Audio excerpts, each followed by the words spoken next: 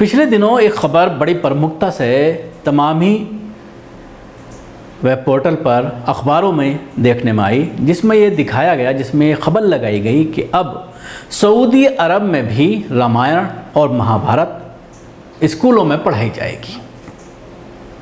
ये ख़बर हेडलाइन के तौर पर तमाम अखबारात में, तमाम पोर्टल्स पर, तमाम वेबसाइट्स पर आपने पढ़ी होगी, और जिसमें ये कहा गया, बताने की कोशिश की गई कि ये मोदी इफ़ेक्ट है, ये इंडिया की सरकार का इफ़ेक्ट है, बीजेपी सरकार का इफ़ेक्ट है कि अब सऊदी अरब अपने स्कूलों के अंदर महाभारत और रामायण पढ़ाएगा।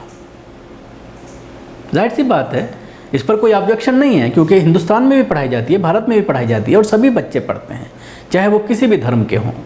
लेकिन प्रोपेगेंडा किस तरह से किया जाता है वो मैं सिर्फ आपको बताना चाहता हूँ कि ऐसे पेंडेमिक में जब सरकारों की पूरी तरह से पोल खुलकर सामने आ गई है, सरकारें किस तरह से विफल हो रही हैं, सरकारें किस तरह से अपना दायित्व नहीं निभा रही हैं, किस तरह से आंकड़ों के साथ खिलवाड़ किया जा रहा है, किस तरह से अब मुख्यमंत्री उतर आए हैं बताने के लिए कि अब हालात पूरी तरह से कंट्रोल में हैं। लेकिन अगर आप शमशान घाट जाते हैं, लोगों से बात करते हैं, अगर आप हॉस्पिटल जाते हैं, लोगों से बात करते हैं, तो हालात कुछ और नज़र आते हैं। अगर आप शमशान घाट जा कर के, कब्रिस्तान जा कर के मरने वालों की संख्या का आंकड़ा लेते हैं, जानते हैं कि रोज़ाना कितने लोग मर रहे हैं, तो बहुत ही भयावह सूरत हाल सामने आती है जो डरा देती है।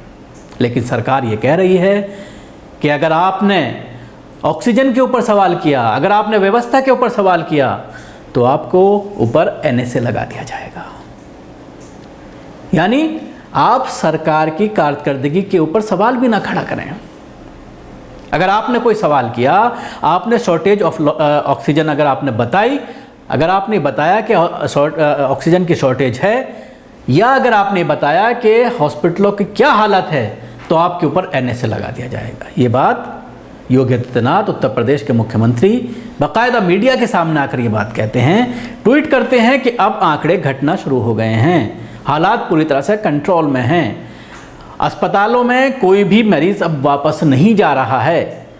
वहीं दूसरी तरफ आप सिर्फ 2 मिनट के लिए ट्विटर पर चले जाइए, उत्तर प्रदेश की जो भयावह स्थिति, करंट स्थिति, आज के कुछ आपको ट्वीट ऐसे मिल जाएंगे जिसे देख करके आपके रोंगटे खड़े हो जाएं। लेकिन सरकार कह रही है कि सब कुछ नॉर्मल है, और उसका पूरी तरह से साथ देती है ये गोदी मीडिया।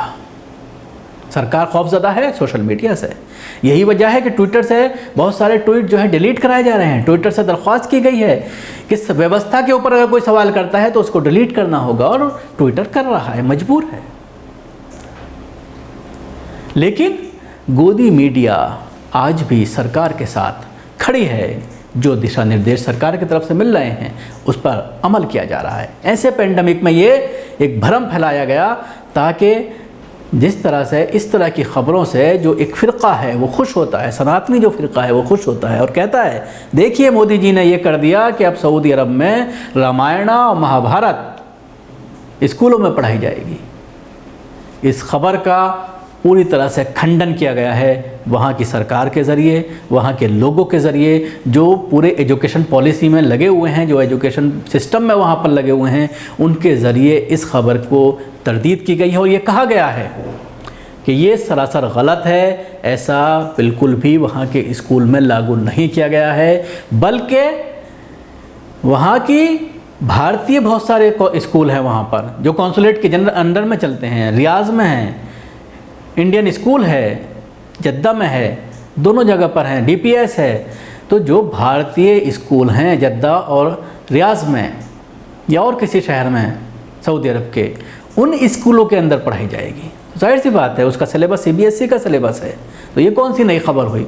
CBSE में पहले से ही जो है सिलेबस में रामायण और महाभारत पढ़ाई जाती है।